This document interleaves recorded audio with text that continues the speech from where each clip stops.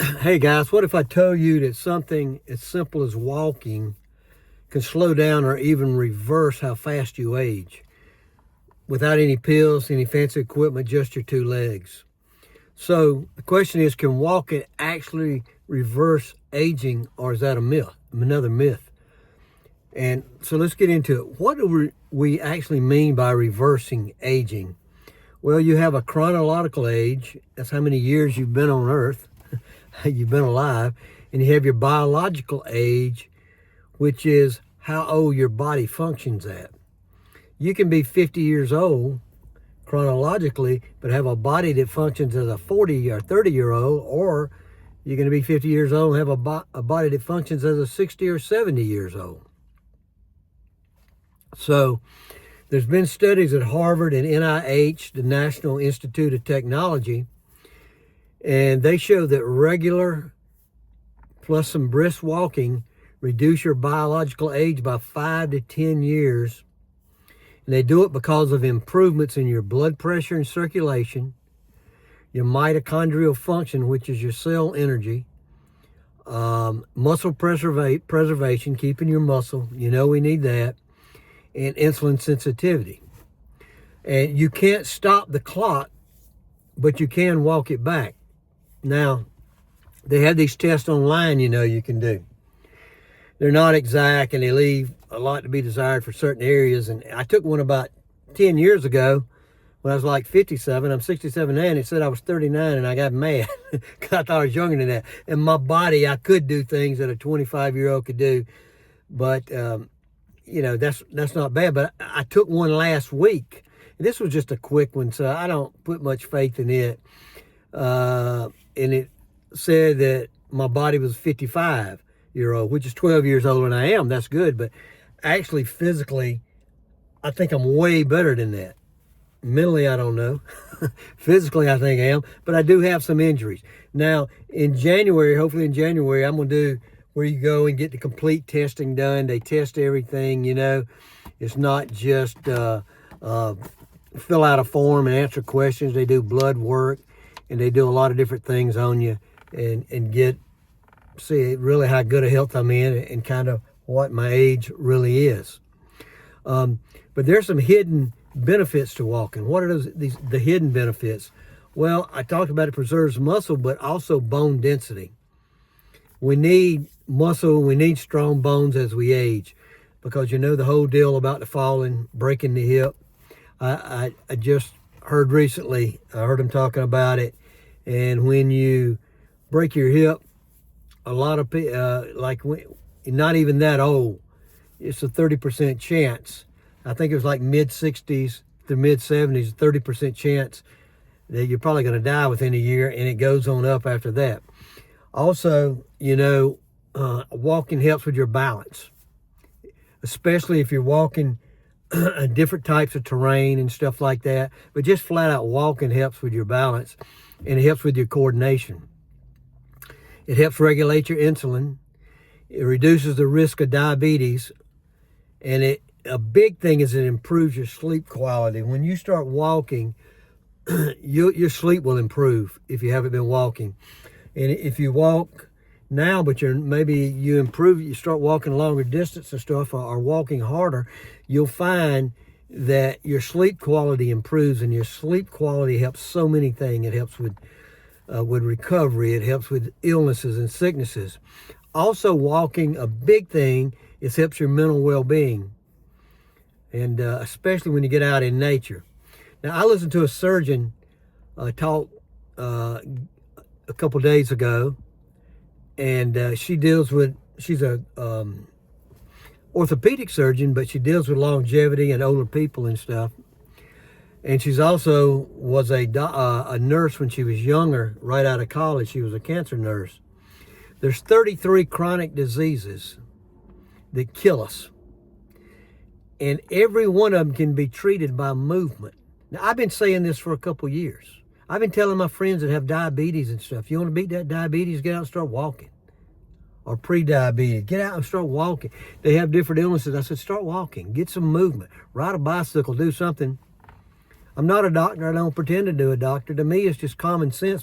And I read so many studies and different things, and I listen to a lot of podcasts and hear doctors and scientists and different people talking about this kind of stuff. And I just know that it helps, and it helps with curing stuff. Big thing is people have to stop making excuses. Men over 50, you got to stop making excuses.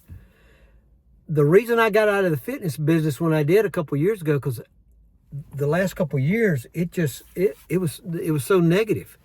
Everybody, a client that I would work with, I can't do this, I can't do that. I just refuse to do physical. I'm not doing that. I'm not doing any physical activity to lose weight. Okay, good luck. But you have to stop making excuses. If somebody says it hurts when I walk, and I've had that before, it hurts when I walk. YMCA's have heated swimming pools. A lot of them now have a part that's a walking lane, or you get the pools that you just walk in. They're only 4 or 5 feet wide, a couple lanes, and they're not that long, and you just walk in them. You can do that. And it's supposedly because it's not any stress on your joints or anything. It doesn't hurt. So that's something. If walking hurts you, actually hurts you, not in your mind, hey, go check out something like that at a YMCA. But let me answer a question. How much walking can make a difference? Well, first of all, I just want to say you always start where you're at. If all you can do is walk around and around your kitchen table in the kitchen, do that. Improved walking up and down the hallway. You got to start to where you can get outside and get moving. The minimum effective dose for anti-aging, 30 minutes a day, 5 to 6 days a week. 30 minutes a day of just nice, slow walking, 5 to 6 days a week. Now, that's minimum. If you want to get better results, you want to mix your pace. You want to walk. Say you're walking 30 minutes, maybe 10 minutes of slow walking, 10 minutes of moderate walking, and the last 10 minutes are brisk. However you want to break it up. You might do 5, 5, 5, 5, 5, 5. However you want to do it. But to get the very best out of your walking, you need to add some variety. What does that mean? Well, not just walking on level terrain. Like if you got hills or mountains close to you, doing hiking in your mountains or doing walking like that, or walking some hills. If you go to a gym, you can walk on the incline on a treadmill. You can walk on a stair climber. Those things are great. You can walk stairs in your house, just up and down your stairs in your house a couple times. Do it a couple times a day. Another thing you can do is weighted vest and ankle weights. The old ankle weights like we used to use in high school, all the football players, basketball players, we would always wear ankle weights. I'm thinking about, matter of fact, I see these people with the vest. I don't know that I want a vest. There's a guy that walks up here where I walk and he has one on, but I am thinking about getting ankle weights.